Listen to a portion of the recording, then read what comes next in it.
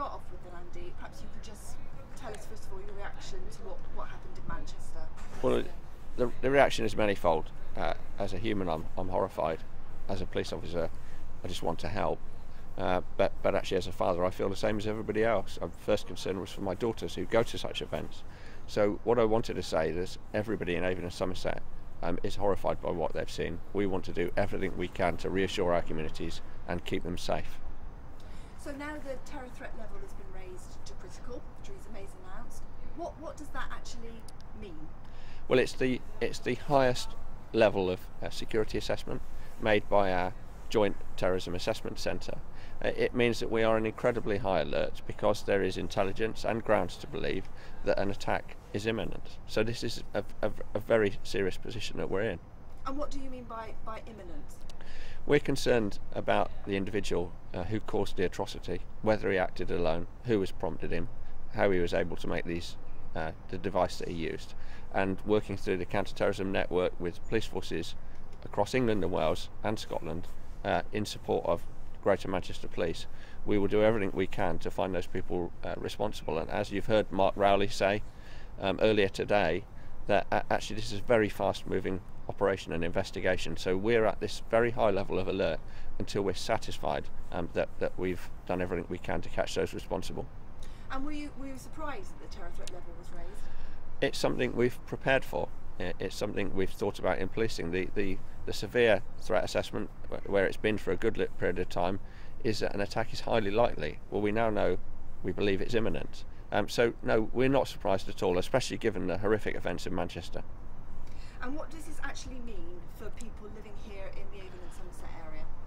Well, there are different aspects to this. So there is an Operation Tempora, which are pre-existing arrangements for the police to work with the military soldiers on the streets. Now, in the southwest region, the other four forces, so Gloucestershire, Wiltshire, Devon and Cornwall and Dorset, worked with Avon and Somerset only a couple of weeks ago to practice and exercise all of our Tempora arrangements. So we know what we're doing, we're ready for this. It means that if we need the military, they will come alongside police officers, armed soldiers, under my command to help reassure and protect the public. Now, our assessment at the moment in Avon and Somerset is that we don't need military support right now, and the reason for that is that there is no specific intelligence of a threat in Avon and Somerset. And will we actually be seeing armed police more visibly on the streets of the West Country? Well, all of my police officers and police staff are rolling up their sleeves and doing everything they can to reassure and protect the public. So at the moment, all of my police officers and PCSOs are working 12-hour extended shifts, and they're working really hard. We are getting to places of worship, to vulnerable communities. We are seeing and being seen. But importantly, we've got many more armed officers on duty, and it's very likely, indeed I sincerely hope, that members of the public will see them in crowded places, transport hubs, so that the public can feel safe. It's really important that they see us as their police force here to protect them at this really concerning time. And what does it mean operationally for you as a police force? Well, it's a huge stretch. Working 12-hour shifts for a long period of time is incredibly demanding. So if you do see police officers and police community support officers on the streets, I would love you to show your appreciation and support for them. Many of my staff and officers have been up all night getting ready for how we respond to this change in threat level today. So we're working incredibly hard, but that's our job, and we're here for the communities. And we've got a number of big events coming up. I think Love Saves the Day is one, for example. What arrangements are you making for things like that? Well, last night and today we're having a telephone conference, Operation Link we call it, with all our local resilience partners. That includes fire, ambulance, hospitals, local authorities and many, many more, including service providers such as electricity and telephony. So we are working with them to ensure that they understand anything they can do to help support this very high level of security alerts. Every single event that will be taking place in Avon and Somerset, we're reviewing the security, and we've got some really significant events. We know that, so we're absolutely going to review the security, all of them.